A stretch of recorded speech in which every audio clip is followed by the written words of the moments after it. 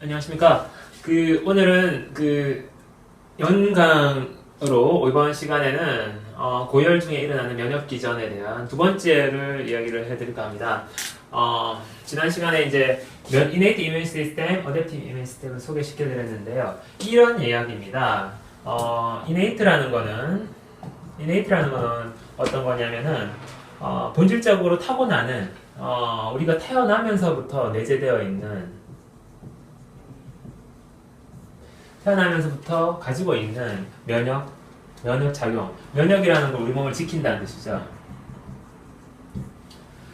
지킨다는 작용인데, 그렇게 되어 있는 시스템. 그 다음에 어댑티브는 살아가면서, 환경에 적응하면서 발전하는 시스템을 얘기하는 거죠. 우리 몸 지키는 방법이 이렇게 나누어진다는 것입니다. innate immune system을 예를 들어서는 이제 피부라든지 점막의 어떤 이런 라이닝. 요거는 innate immune system으로 분류가 되는데요. 우리가 어떤 이런 해부학적인 장벽이죠. 피부가 있기 때문에 세균이나 바이러스의 침범을 막을 수가 있죠. 점막도 마찬가지입니다. 이렇게 라이닝으로 되어 있는 이런 것들은 어떤 해부학적인 장벽을 만들어주는 것이다. 이렇게 해서 이런 것들도 어떤 이런 시스템에 포함을 시켜주고 있는 거고요. 그 다음에 여기에서는 예를 들어서 과립구 같은 것들이 포함되고요. 그 다음에 컴플리먼트 캐스케이드 이런 보체라 그러나요? 컴플리먼트 시스템이라든지 사이토카인 그 다음에 이런 것들이 포함이 되는데, 그 다음에 어댑티브 시스템이라는 것은 나중에 만들어지는 어떤 이렇게 T세포 같은 이런 임파구 중에서 B세포는 여기에 포함됩니다만은 T세포는 여기에 포함되죠. 왜냐면은 이 어댑티브 같은 경우에는 이제 highly specialized, 고도로 specialized, 특수화된, 특수 기능을 띤 세포, 이런 것들이 만들어지는 거죠. 원시적이죠, 약간. 그죠? B세포는 그냥 만들어지는데 T세포는 고도로, 그리고 이제 이런 면역에 대한 기억, 한 가지 바이러스나 어떤 세균의 경험이 나중에 다시 그 바이러스나 세균이 쳐들어오게 되면 면역을 더 잘할 수가 있죠. 그래서 면역 기억도 되게 어댑티브 시스템에 들어간다라고 되어 있고요. 이제 척추동물에만 존재한다. 우리 고등동물인 척추동물에만 존재하고, 일단 그 이전에는 나머지 innate immune 시스템만 존재한다, 이렇게 분류를 하고 있습니다. 면역 지연 반응 이런 것들도 포함된다고 되어 있고요. 일단 이런 내용들이라고 보시면 되는데요. 면역계를 전체적으로 아주 포괄적으로 나눈 거죠. 피부 점막 같은 것도 지키는 거니까 넣고, 그리고 이제 기억될 수 있는 이런 것들. 그래서 이 특징이 또 뭐냐면은 innate 같은 경우에는 즉각적이다. 즉각 반응, 바로 어떤 외부 병원체들이 침입하면 적극적으로 반응이 일어나지만 요거는 좀 지연된 반응이다. 아까 제가 지연 반응 포함된다고 얘기 드렸는데 여기 그 얘기네요. 헷갈리네요. 네. 그 지연적으로 일어난다. 즉각적이다 라는 거죠. 바로 병원체가 침입을 했을 때 과립구가 바로 증가되죠. 네. 이것은 불특정 병원체, 불특정 항원에 대한, 항원이라고 하는데 병의 원인이 되는 불특정 항원에 대해서 반응합니다. 이게 non-specific. 여기 innate immune system은 non-specific immune system이라고도 합니다. adaptive immune system 같은 경우에는 specific이죠. specific이라는 것은 구체적이라는 뜻이니까 specific하다는 거죠. 어떤 특수한 어떤 그 병원체, 어떤 그 그 병원체를 기억하는 거죠. 기억하고 그 병원체를 처리하는 거. 근데 이거는 불특정 여러 가지, 뭐 곰팡이도 있을 수 있고 다양한 병원체 종류가 여러 가지 있을 수 있고 그런 것들이 이런 부분에서 작용을 하게 되는 건데 불특정한 거 이런 것들 들어왔을 때 일단 즉각적으로 지키고 보존하는 거죠. 그렇지만 시간이 지나면서 그 병원체에 해당하는 어떤 처리하는 이뮤 시스템을 만들어내게 되는 그런 것들이 이제 T세포 이런 것들이 그런 작용을 할 수 있다는 거죠. 그래서 어떤 분은 뭐 NK세포 이런 얘기를 하셨지만 NK세포도 중요한 역할을 하지만 일단은 B에서 T 이것이 어떤 우리 면역세포 중에서 임파구의 주종을 이루고 있고 임파구의 주종이죠. 큰 흐름을 읽어야 됩니다. 큰 흐름. 일단 다른 거 일단 남겨두고 과립구 뭐 G세포라고 하면 좋을 것 같은데 과립구는 G세포라고 하진 않더라고요. 그래서 그래듈로사이트 B세포, T세포 이렇게 BT 이렇게 돼가지고 이런 것들이 어떤 임파구와 과립구 간의 어떤 이런 부분에서 대표적이다. 그래서 B에서 T가 이렇게 되어가는 이런 부분에 대해서 굉장히 주의 깊게 볼 필요가 있다는 것입니다. 뭐 기존에 뭐 다른 어떤 뭐 이네이트 이뮤 시스템에는 여러 가지 이런 것들이 포함되지만 일단 이 부분에서 좀 집중해서 볼 필요가 있는데요. 이네이트 이뮤 시스템에서 즉각적으로 일단은 불특정 항원을 어떤 것인지 모르지만 무조건 열을 올려놓고 과립구가 탐식세포니까 그걸 먹고 안에서 그걸 분해시키겠죠. 일부 분해시키면서 시간을 끕니다. 시간을 끄는 다음에 시간이 그 걸리는 동안에 뭔가 그 병원체, 그 원인 물질에 대해서 분석 작업을 하겠죠. 그런 다음에 이게 고도로 기능을 특수를 띈 T세포가 만들어져가지고 그것을 처리를 해내는 어떤 그런 상황으로 되어 있다. 그래서 특수 기능을 띠게 되는 것이 어떤 우리 복잡한 이 자연 환경에서 살아갈 때 일단 무조건 불특정한 것만 해가지고는 면역 능력이 부족하거든요. 특수 기능을 띈 것을 가지고 그걸 처리함으로써 좀 늦게 반응하지만 병이 치료가 되고 나을 수가 있게 되는 것이다. 이렇게 보는 건데요. 이렇게 이제 이뮤 시스템을 보시면 되겠습니다. 그런 상황에서 저 같은 경우에는 이제 제가 여기서 느낀 점은 무엇이었냐면은 이네이트 이뮤 시스템에서 과립구, B세포 이 뭡니까 이거는? 골수죠, 골수. 골수는 뭡니까? 뼈라는 것은 골수에서 만들어지는 것은 우리 몸에서 원래부터 가지고 있던 거죠.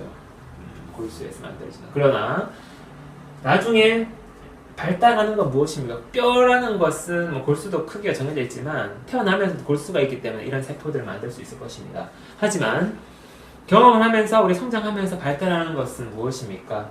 흉선과 임파선이죠.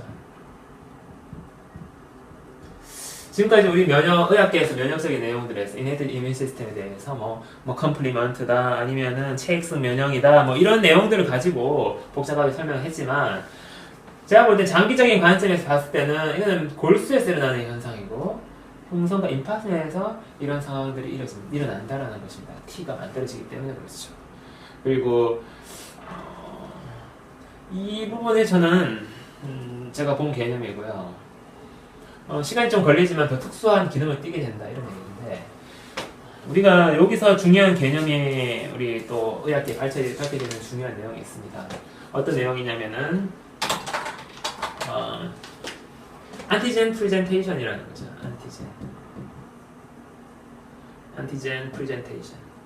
뭐 이렇게 그냥 사전에 이렇게 검색어 치시면은 이네이트 이뮤, 어댑티브 이뮤는 다 설명되어 있으니까 확인할 수 있습니다. 프레젠테이션은 이제 이게 안티젠이라는 건 항원이고요, 그렇죠? 불특정 항원을 가지고 이것을 어떤 프레젠테이션을 하는 거죠. 제시하는 거죠. 안티젠을 프레젠테이션하는 과정이 있다라는 것이 우리 의학계에서 면역적인 내용에서 알려져 있습니다. 물론 분자 생물학적인 내용이 더 조명받긴 했지만 저처럼 이렇게 장기를 이렇게 내용을 해서 바라보게 되면 조금 새로운 관점을 가질 수가 있다는 것입니다.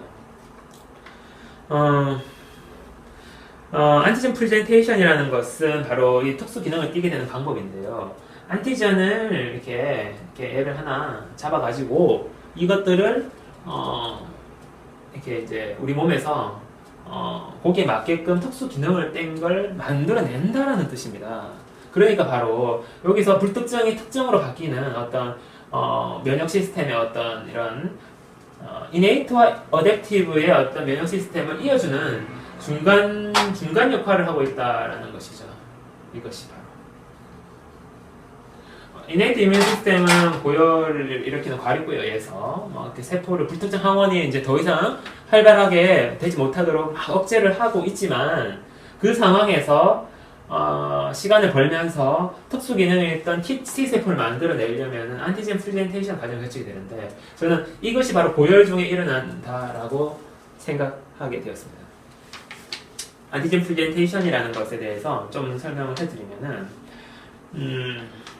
요거는 이제 어떤 세포들이 하는 걸로 되어 있냐면은 뭐 덴드라이틱 셀. 덴드라이틱 셀은 이제 수지상 세포라는 말로 번역이 되는데요. 이게 뭐 이렇게 수지상에 이렇게 이렇게 가닥들이 많이 이렇게 나와 있는 이런 세포라고 보시면 되겠습니다. 덴드라이틱 셀이 면역 세포 중에 일종입니다. 면역 세포가 그다음에 B셀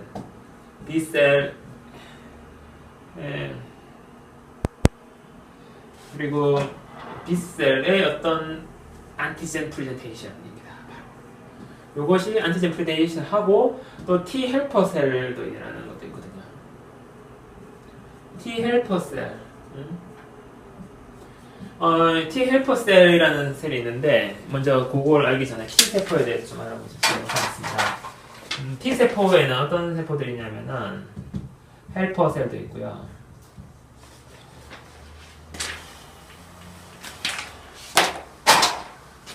T 헬퍼 셀, 뭐 NK 세포도 만들어지고 NK T 셀,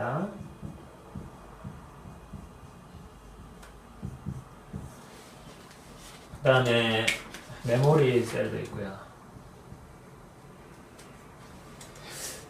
그다음에 사이토톡식 T 셀도 있고요.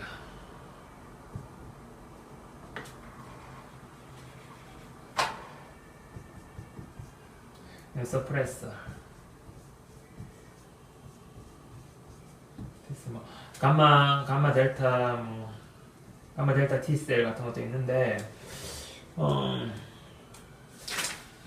이렇게 이제 이런 세포들이 많은 T 세포의 종류에는 많은 거죠. 이 T 세포는 어디서 만들어지겠습니까? 흉성과 림파선에서 만들어졌다. B 세포가 성숙돼서 만들었다고 보시면 되는데 헬퍼 셀, NK 셀, NKT 셀, 메모리 세포, 이런 세포들이 있단 말이에요. 이런 얘기를 들으면 아주 정신이 없죠. 복잡하기도 하고 너무 이렇게 뭐 이러니까 뭐 이게 뭔 의미인지 우리 임상적으로 우리가 실제적으로 어떤 의미인지 알기 어려운데요. 사이토톡식이라는 거는 세포 독성, 세포를 죽이는 겁니다. 어떤 세포를 죽이냐 하면은 좋은 세포는 죽이지 않겠죠. 상한 세포, 이상 세포를 죽인다고 보시면 되겠습니다. 스프레스는 억제하는 거죠. 억제한다는 T세포고 감마 델타 뭐 이런 이제 우리가 이제 T세포 중에서 뭐 이렇게 여러 가지 종류의 T세포가 있는데 종류 위치나 만들어지는 방법에 따라서 이런 일단 큰 거는 복잡한 건 놔두고 일단은 간단한 헬퍼 셀은 무엇이겠습니까? 도우미 역할을 하니까 도우미죠.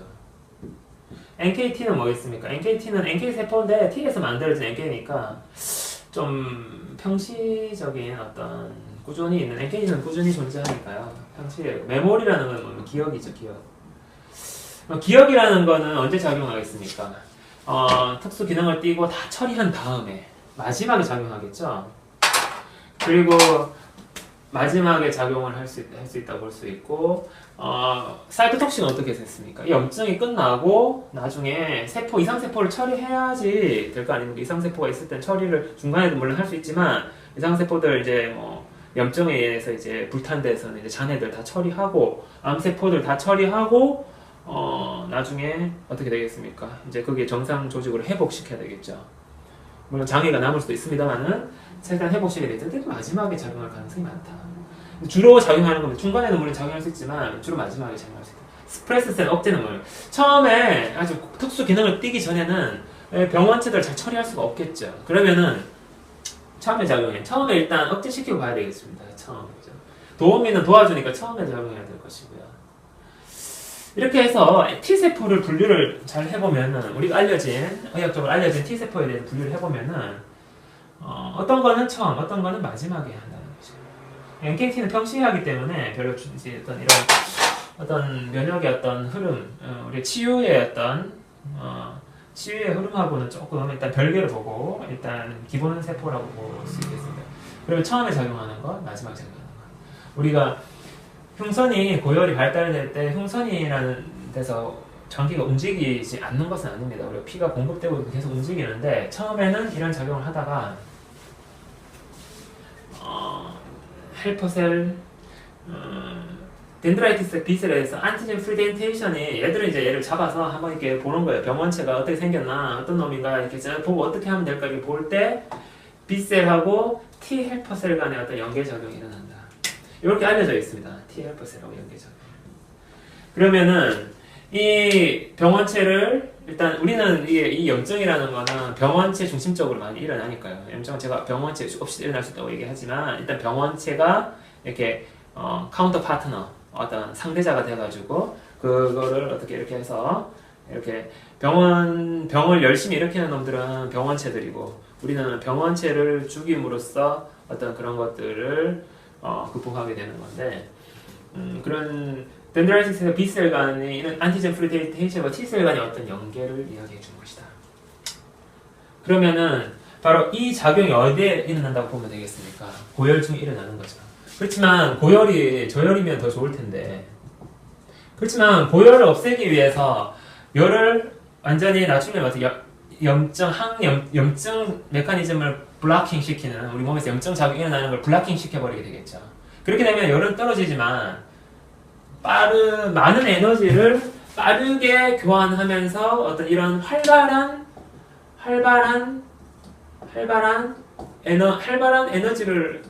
작용, 에너지를 이용해서 그 에너지를 이용해서 고열이라는 부산물이 생기지만 활발한 어떤 작용, 그 작용은 무엇이겠습니까? 우리의 면역에 대한 이야기들을 들어보니까 이거 아닙니까? 이네이트, 즉각 반응에서 나중에 지연적인 반응, 더 특수화된 기능을 띠기 전까지 요 연계가 고열 중에 일어나는 거죠. 항원이라고 하는 그 병원체. 좀 어려운, 일반인들한테 좀 어려운 강의가 될 수가 있는데요. 너무 전문 용어가 좀 많이 나오긴 합니다만은 자료를 찾아보시고 항원이라는 병원체에 대한 이게 어떤 놈인지 분석 작업을 하는 겁니다. 고열 중에는 이 작업에 있어가지고 덴드라이트 셀이나 이런 면역 세포들도 많이 증가되고 긴장하게 되고 에너지를 쓰면서 신호 전달과 활동을 하게 되는 것이죠. 그때 바로 이런 많은 에너지가 필요하다라고 보는 게 저의 추정이라는 것입니다. 제가 설명을 잘 드렸는지 모르겠지만 우리의 이 면역적인 내용들은 이렇게 연결을 지킬 수가 있습니다. 만약에 고열이 없다면 이렇게 빠른 속도로 에너지를 뽑아내면서 이런 활발한 연계작용을 통해서 우리가 특수한 기능을 만들지 못하면은, 특수한 기능을 만든 T세포를 만들지 못하면은 그 병원체를 처리할 수 없고 우리는 지고 말 것입니다. 그렇기 때문에 이런 활발한 작용이 일어난다.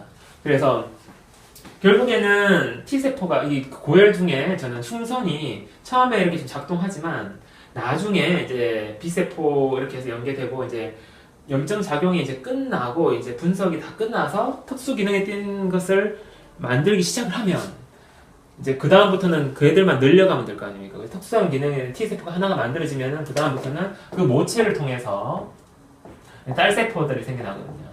그 모체에 대해서 분해해서 여러 개를 이제 만들어가지고 순식간에 치료할 수 있습니다. 그죠? 그런 상황에서 처음에는 이 T 헬퍼셀하고 이런 덴드라이틱 셀, B셀 이런 것들이 교류를 하면서 스프레스 작용을 하면서 흉선이 작동하지만 흉선이 본격적으로 작동하는 거는 나중에 끝나고 이상세포를 처리하는 그 단계에서 흉선의 작용은 매우 중요하다. 왜냐하면 세포를 죽일 수 있으니까 사이토톡식. B세포도 세포를 죽일 수 있지만 B세포는 좀 그 정확성이 떨어집니다. 그 아주 이상한 암세포 같은 거는 잘 죽이지 못하고요. 사이토톡식은 하지만 일반적인 깨끗한 상처의 치유일 때 많이 작용한다라고 추정이 됩니다. 그쪽에서 이제 어떤 걸 처리를 하고 염증 반응이 일어났을 때는 염증은 태우는 잔해거든요. 그 잔해들을 처리하고 암세포들을 처리해서 이런 작용들, 사이토톡식한 T셀들이 늘어나면서 마지막에 메모리 B셀을 남겨놓고 다음에 경우에 대비를 하는 거죠. 그래서 이런 작용들이 언제 나중에 일어난다라고 보냐면은 염증 작용이 다 끝나고 그 소진이라는 작용, 에너지가 소진되면서 불이 꺼질 때 이 특수 기능을 만들어내야 됩니다. 그 사이에. 그래서 우리는 고열이라는 에너지의 빠른 산화 작용이 일어나는 이 염증 작용을 우리가 도와줘야 된다. 억제할 것이 아니라 오히려 도와줘서 빨리 끝마실 수 있게 해줘야 된다라는 게 제가 가지고 있는 개념이라는 거죠. 그래서 그 innate immune하고 바로 그 adaptive immune이라는 것은 이렇게 연결된다. 그것이 바로 안티젠 프레젠테이션이고 바로 G세포, B세포가 이렇게 할 때 흉선의 어떤 작용, 흉선의 헬퍼셀, T 헬퍼셀 같은 이런 흉선에 어떤 만들어진 어떤 소량의 T세포들 간의 어떤 연계 작용, 이 정보의 전달, 이 부분이 바로 고열 중에 발생될 가능성이 많고, 그렇게 해서 에너지를 빠르게 소모하면서 속도의 문제거든요. 속도. 왜냐면은 이걸 갖다가 너무 늦게 만들면은 그 병원체에 의해 가지고 우리 몸이 완전 잠식될 수가 있기 때문에 빨리 만들어야 됩니다. 그래서 고열이라는 에너지를 발산시키는 에너지의 빠른 소모가 일어난다. 빠른 소모. 그것들은 면역세포들이 어떤 이렇게 신호 전달 이렇게 일어난다라고 제가 본 것입니다. 상당히 유념해서 생각해 볼 수 있는 부분이라고 생각합니다. 고열이 끝난 뒤에는 흉선은 이제 좀 작동을 해서 연습을 좀 어미업을 많이 했죠, 그죠? B세포는 이제 줄어들 갈 것이고, 이제 G세포도 역할이 끝나서 줄어들고, 우리 몸의 장기는 소진이 일어나고, 장기가 소진이 일어난 다음에 흉선이 이제 또 작동하기 시작을 하죠. T세포가 이제 막 늘어나는데, 이것은 특수 기능을 띤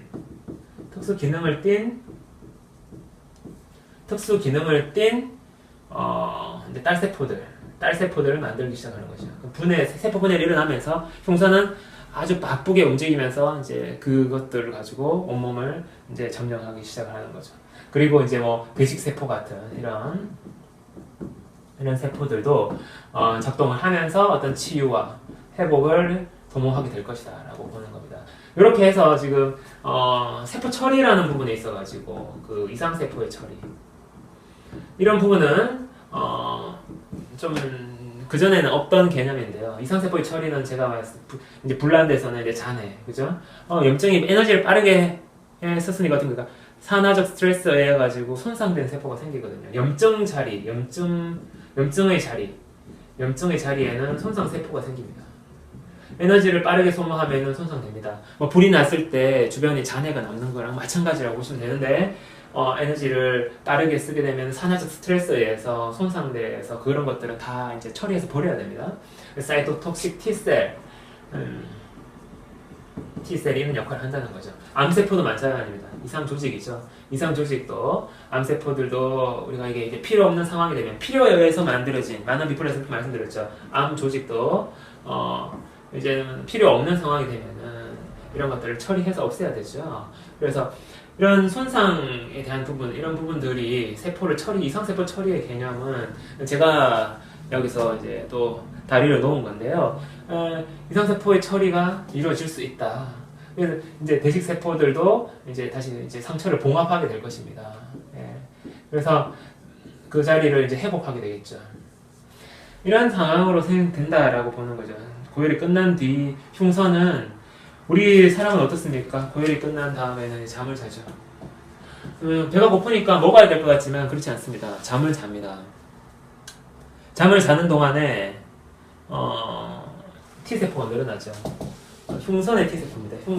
T세포는 흉선 외에서 만들어질 수 있지만 그것은 알파, 베타 뭐 이런 부분들 T세포 중에서 낮에 활동하는 어떤 페리페럴 림프 노드, 그러니까 말초 림파선에서 만들어지는 것들도 있다고 얘기 드렸습니다. 그렇지만 우리의 주된 치유 작용은 잠잘 때 일어난다는 거죠. 잠잘 때 흉선이 작동하니까요. 흉선은 가슴 중앙에 있습니다, 그죠? 그래서 흉선의 T세포가 증가되면서 고열이 끝난 어린이는 잠을 자게 됩니다. 어른도 마찬가지고요. 고열 동안에는 어떤 현상이 있습니까? 경직 현상이 있죠.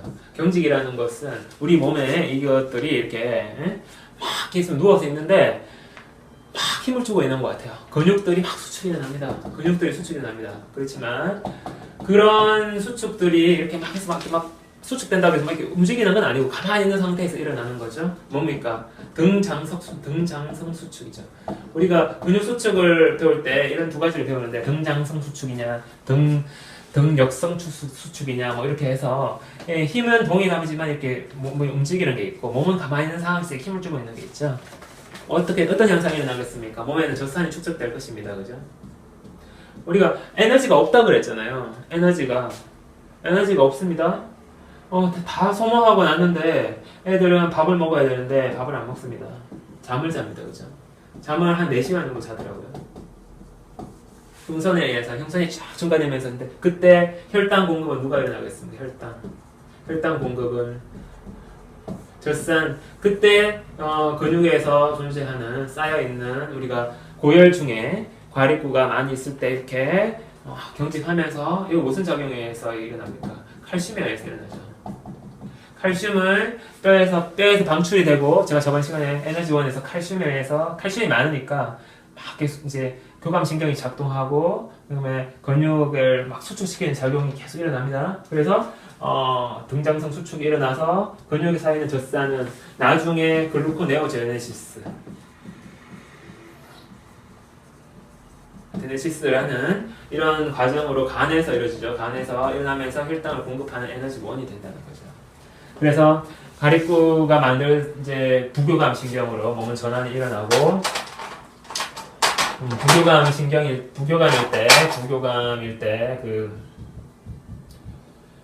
부교감일 때 이제는 풀리죠. 혈관이 수축됐던 수축혈관들이 풀리게 됩니다. 그러면 다시 골수로 그죠? 에너지가 이제 혈류가 들어가면서 임파고 B세포를 만들어내게 될 것이고 이것은 흉선이 또 이렇게 많이 워밍업을 통해서 흉선이라는 기관이 작동하고 있었기 때문에 T세포로 연결될 것입니다. 이랬을 때 이제 에너지는 이렇게 또 공급이 될 것이고요. 젖산에 의해서. 그리고 아픈 다음에는 한 2, 3일 정도 몸이 아주 무겁고 얼얼합니다. 그죠? 천천히 빨리 움직일 수가 없습니다. 몸에 젖산이 축적되어 있기 때문에 그렇죠. 몸에 이제 주로 근육층에 몸에 주산이 축적되어 있기 때문에 그런 현상이 일어나는 것이죠. 그렇게 해서 제가 본 스토리들이 연결되는 것입니다. 뭐 이런 것을 융합이라고 하는지 모르겠는데요. 아무 때나 융합을 시키면 안 되겠죠. 짬뽕이 되겠지만 저는 이렇게 근거 있게 융합을 시켰다라고 저는 생각하고 있습니다. 그래서 고일 끝난 뒤에는 이제 그런 작용이 일어난다는 것이고요. 저희가 이게 골수가 안에서 저번 에너지원을 설명할 때 골수 안에 있는 이런 옆에 있는 골수 옆쪽에 있는 이런 칼슘과 인이 녹아 들어가면 들어갈 수 있다라고 표현을 했는데요. 이 부분도 제가 다리를 놓은 거지만 상당히 근거가 높은 내용입니다. 이런 부분의 경우에 지금 골수가 증가되면은 이득이 있습니다. 어떤 이득이냐면은